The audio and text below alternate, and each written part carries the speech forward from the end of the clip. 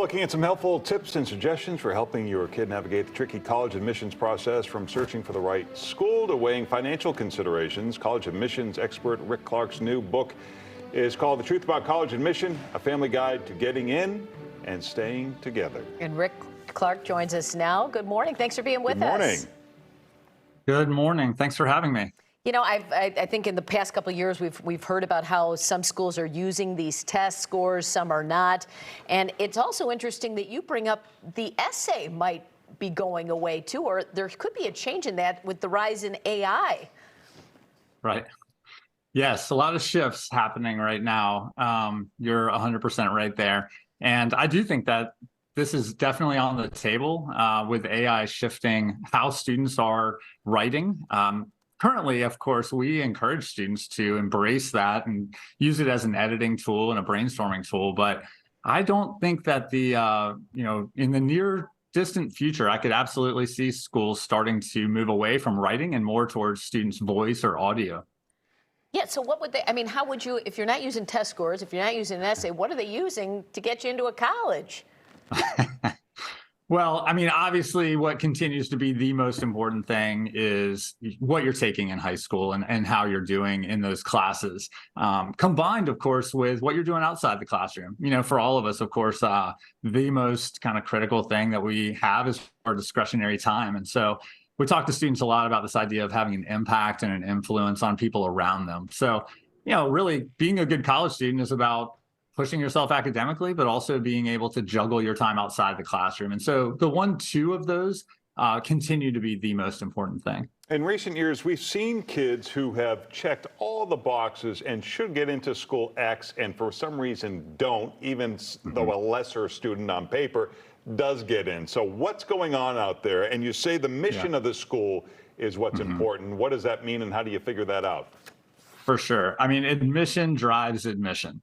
And, basically with the mission of a school, for instance, take Georgia Tech as an example. 60% of our students come from the state of Georgia, whereas, a lot of our applicants are coming from outside of the state. So absolutely true that you can see a student from inside of a state for a public institution who, as you said, maybe on paper has lower grades or lower test scores be admitted, and therefore a student from out of state not. Or maybe a school is starting to try to grow a certain academic program, and that's what's going to influence the decision.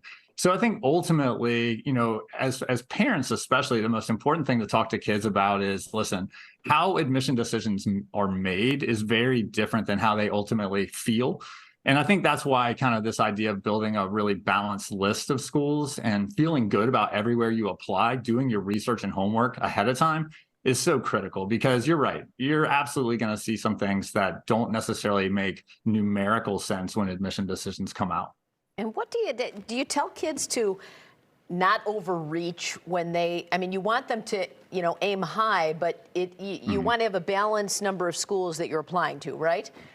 Yeah, absolutely. I think that's the big thing is, to your point, it's less predictable, maybe now than ever, on exactly where you'll be admitted. So coming up with a group of schools that you're actually excited about, right? I had a neighbor last year who said she applied to this particular school and got in, and she's like, yeah, but it's just the University of whatever.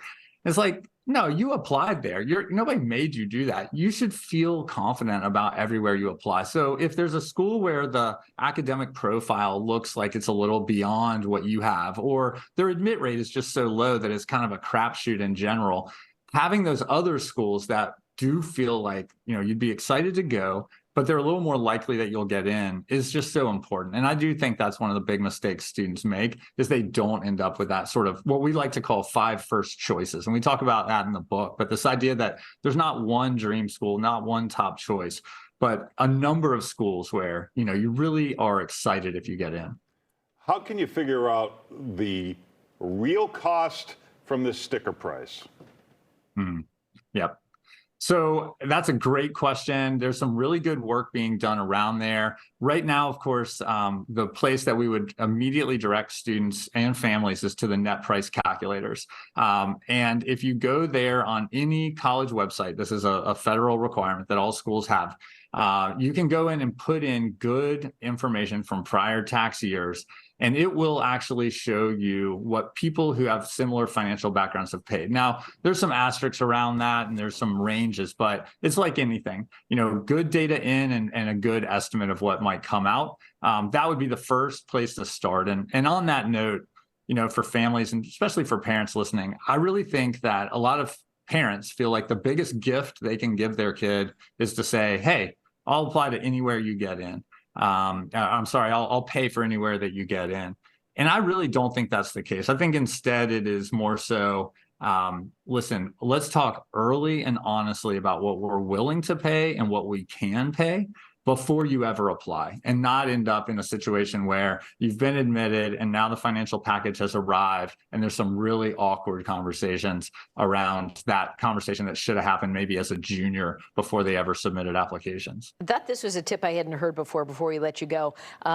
What about this? If you get into multiple schools, you're waiting to hear from the one you really want, but you don't want to miss out on housing. So you put out a deposit on housing on one school, and there was a rumor that you might not get admitted to that leader school if they saw you put a housing deposit down. Is that just a myth? Absolutely untrue. Okay. No. And, I have a good friend who's a doctor, and we always say, if we could get people back to zero, believing and thinking they know nothing, we'd both be better off. Sure. And I think that's essentially where we are with this. That sounds like a Reddit thread or some kind of interweb myth. All right, good. All right, you can check out a free virtual program on the truth behind college admissions tomorrow at noon and 7 p.m. Go to glenbardgps.org for details, and you can also follow Rick on social media and his podcast, The Truth About College Admission. Thank you, Rick. Thank you. Have a great day. You too.